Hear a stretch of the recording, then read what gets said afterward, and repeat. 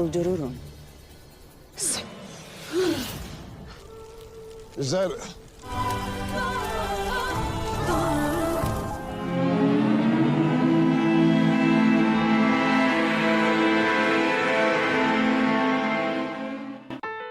Setelah berhasil membunuh Lukas, Osman kemudian menebarkan teror, menantang siapapun musuhnya untuk berhadapan dengannya.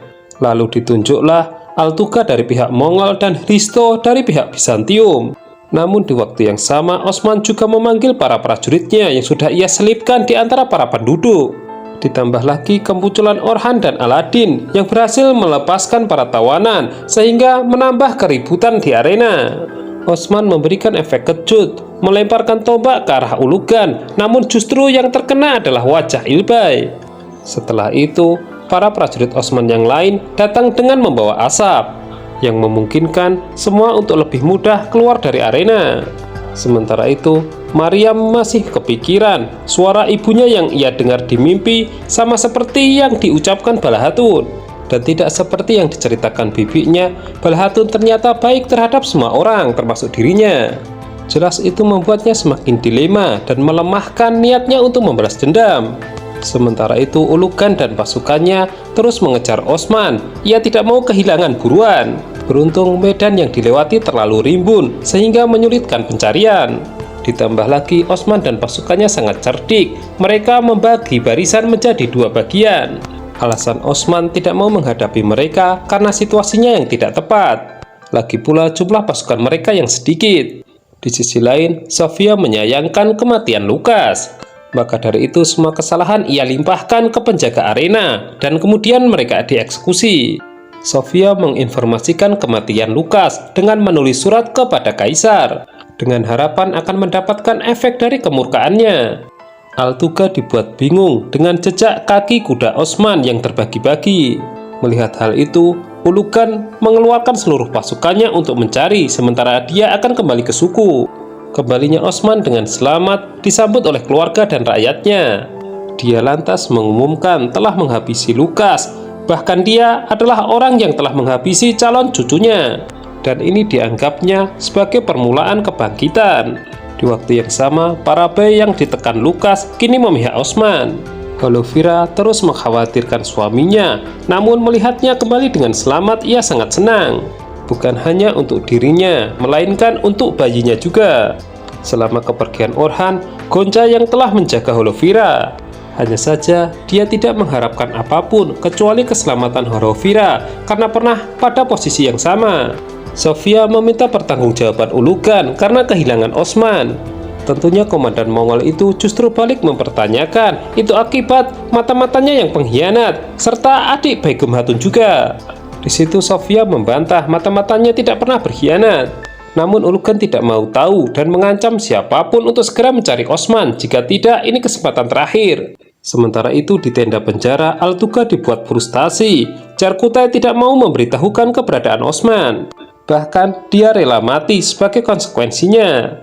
Gazi yang diperintahkan untuk membujuk ayahnya itu pun gagal juga. Meskipun masih kecil, sudah ditanamkan jiwa pejuang sejati. Osman sebenarnya masih khawatir dengan mata-mata di pihaknya. Tapi mereka harus melanjutkan kebangkitan, yaitu menguasai Sokut. Segala sesuatu akan dipersiapkan dengan matang. Hambatan-hambatan juga akan dihadapi, sehingga mereka akan bisa mendengarkan suara azan lagi di sana. Diam-diam, Maryam mencampurkan obat tidur pada minuman Fatma. Hal itulah yang membuatnya bisa leluasa keluar malam tanpa diketahui siapapun. Osman dan Balahatun bercengkrama, berandai-andai kapan mereka keluar dari kesulitan. Lagi pula, semuanya telah dimulai. Mereka pun berharap pada pertolongan Allah. Seiring berjalannya waktu, mata-mata juga akan ditemukan. Musuh akan dihabisi, sehingga kebahagiaan keluarga mereka akan kembali. Osman mengaku senang selama ini memiliki pendamping seperti Balahatun ini. Sebab baginya, senyum dan air matanya begitu berarti untuk perjuangan. Dari awal, keduanya telah berjanji untuk saling menguatkan. Berpindah ke tenda penjara, sekali lagi Altuga mendatangi Charkutai dan Gazi. Namun karena mereka tidak mau memberitahukan keberadaan Osman, satu persatu pun dibunuh. Tiba-tiba terdengar suara teriakan kesakitan. Ternyata belakangan baru diperlihatkan Ulgen Hatun bermimpi. Dan hal itu semakin membuatnya mengkhawatirkan suami dan putranya. Maryam mendapatkan surat dari Sofia yang berisi ketidakyakinannya telah dikhianati. Dan untuk membuktikan itu, Maryam dipaksa untuk membawa Bala Hatun besok ke dekat sungai ketika matahari terbit. Sementara itu, Osman ingin masuk ke Sogod melalui terowongan yang pernah tertutup. Berhubung di sana dijaga para tentara Mongol, mereka harus dihabisi terlebih dahulu. Barulah kemudian mereka bisa memasuki dan memastikan kondisi di sana. Akan tetapi Boran ragu melihat kondisinya yang sudah tertutup sangat rapat. Osman meminta semua untuk tidak putus asa karena kebangkitan seharusnya dimulai dari sini. Boran langsung menggali sambil mengingat perjuangan rakyatnya. Di sisi lain, Orhan menyerang markas Mongol yang berada di perbatasan suku. Selain berhasil memporak-porandakan lokasi itu, mereka juga mendapatkan keuntungan, yaitu sisa senjata. Begitupun dengan Aladin, dia ditugaskan membawai pasukan menyerang markas Mongol yang lain. Tujuan sebenarnya dari dua serangan markas Mongol adalah untuk pengalihan, agar disangka Osman akan menyerang suku dan bukan Sogod. Boran terus berjuang menggali terowongan, namun ia memberitahu Osman ada kendala batu di depannya. Namun meskipun sudah disuruh istirahat, Boran tetap melanjutkannya. Sementara itu, Ulugan marah kepada Altuga belum juga menemukan Osman. Dia dilarang kembali sebelum membawa hasil. Ulugan akhirnya ikut memaksa Sofia, Begum Hatun, dan Ilbay untuk ikut membantu. Sebab jika Osman tidak ditemukan, maka reputasinya akan hancur di hadapan Orca itu. Boran terus memaksakan diri hingga membuatnya celaka, tertimbun tanah. Osman dan yang lainnya sangat panik hingga terus berusaha menggali tanah itu. Beruntung, Boran berhasil dikeluarkan, namun kondisinya lemah. Dan setelah berhasil disadarkan, dia justru berbangga diri bahwa terowongan telah terbuka. Osman senang karena dia membawa harapan baru dari kebangkitan. Ulgen Hatun menceritakan mimpi buruknya, ia pun sangat takut. Para Hatun kemudian menghiburnya, selama ada Jarkutai, Gazi akan baik-baik saja. Di waktu yang sama, Maryam memancing Bala Hatun agar mengikutinya ketika dia akan mencari herbal sendirian. Bala Hatun mulai curiga bahwa Maryam adalah mata-mata setelah mendengar dari Osman, selain dia dan Syekh Sade dilarang keluar area. Saat ini, penduduk Sogod benar-benar menderita, mereka ditindas oleh tentara Mongol. Di tengah ketakutan itu, muncul Osman dari lorong hingga membawa harapan baru. Dia berjanji akan mengibarkan sanjak mereka lagi, sehingga tidak akan ada lagi yang berani melarang mengumandangkan azan. Orhan dan Aladin ikut bergabung setelah berhasil menjalankan tugas. Altuga kembali melapor kepada Ulugan, belum berhasil menemukan Osman. Tapi semua tentara mereka di perbatasan dihabisi. Itu artinya Osman akan segera menyerang suku. Ulugan langsung membantah bahwa ini hanyalah pengalihan. Justru sepertinya yang diincar Osman adalah Sogod. Sementara itu, Maryam merasakan nyeri di kepalanya. Bala Hatun memutuskan untuk keluar dari persembunyian dan membantunya. Maryam beralasan bahwa ia mencari herbal sejauh ini karena resep warisan dari neneknya. Tiba-tiba Sofia mengepung dan meminta Bala Hatun menyerah. Perlawanan mencoba dilakukan, hanya saja Maryam tersandra. Hal itu membuat Bala Hatun tidak punya pilihan. Di waktu yang sama, Begum Hatun datang dan meminta bahwa Bala Hatun juga buruannya. Tapi Ilbay menyarankan bahwa lebih baik Bala Hatun diserahkan kepada Ulugan.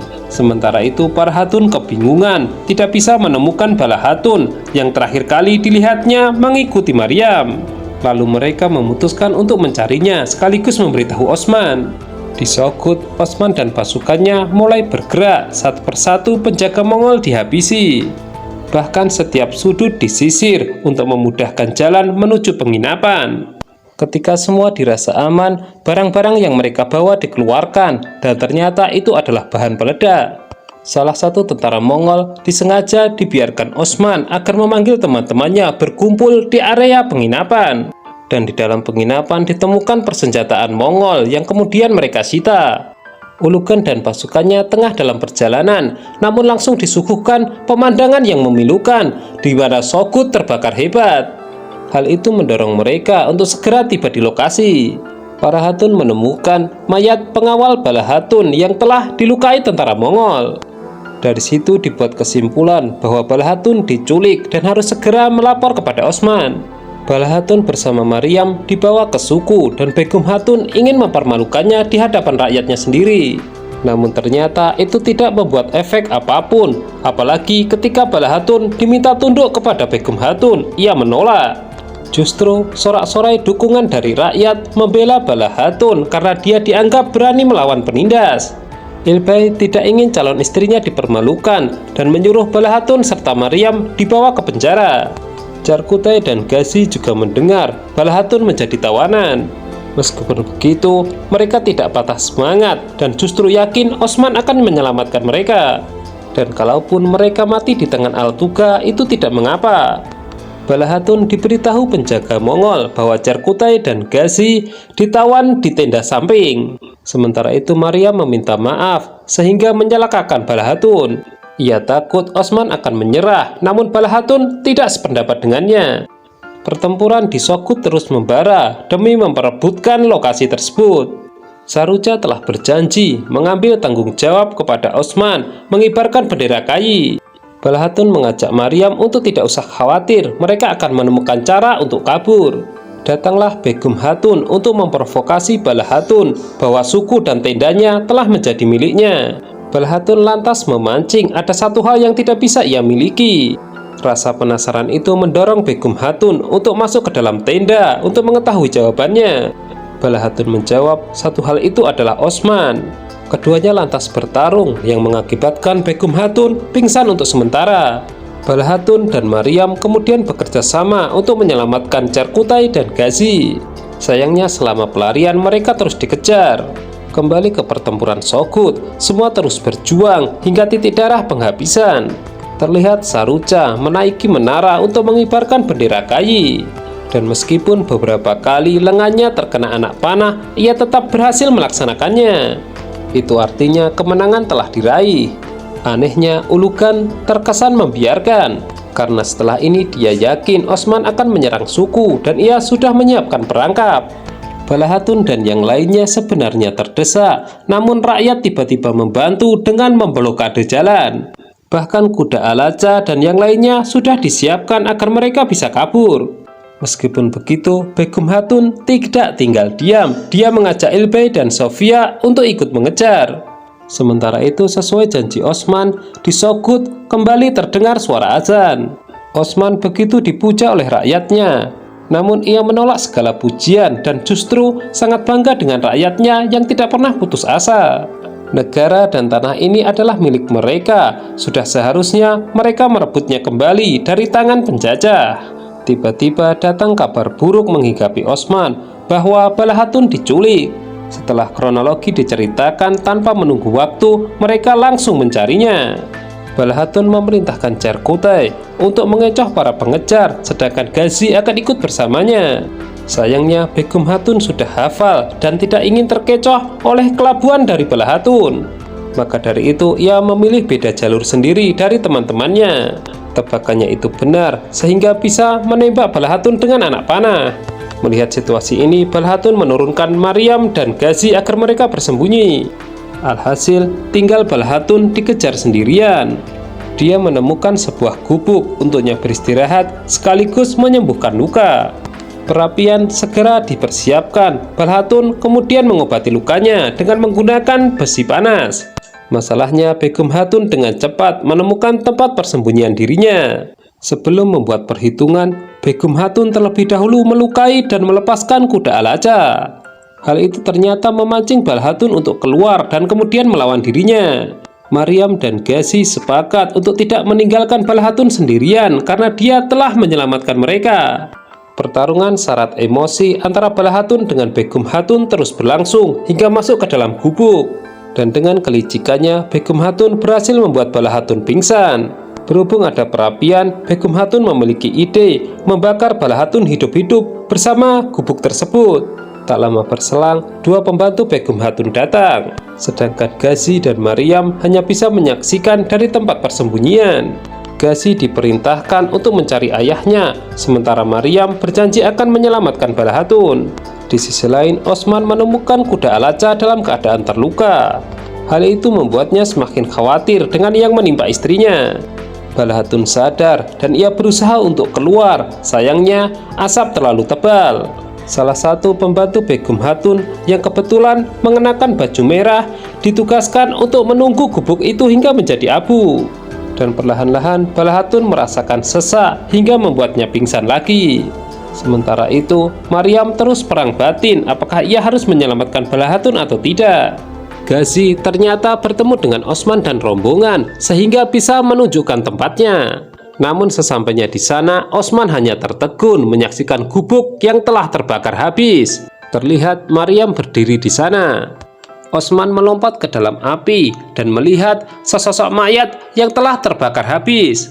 Dari aksesoris yang dikenakan di jarinya, Osman bisa mengenali itu adalah Balahatun. Orhan dan Aladin lepas kendali. Mereka juga ingin terjun ke dalam api.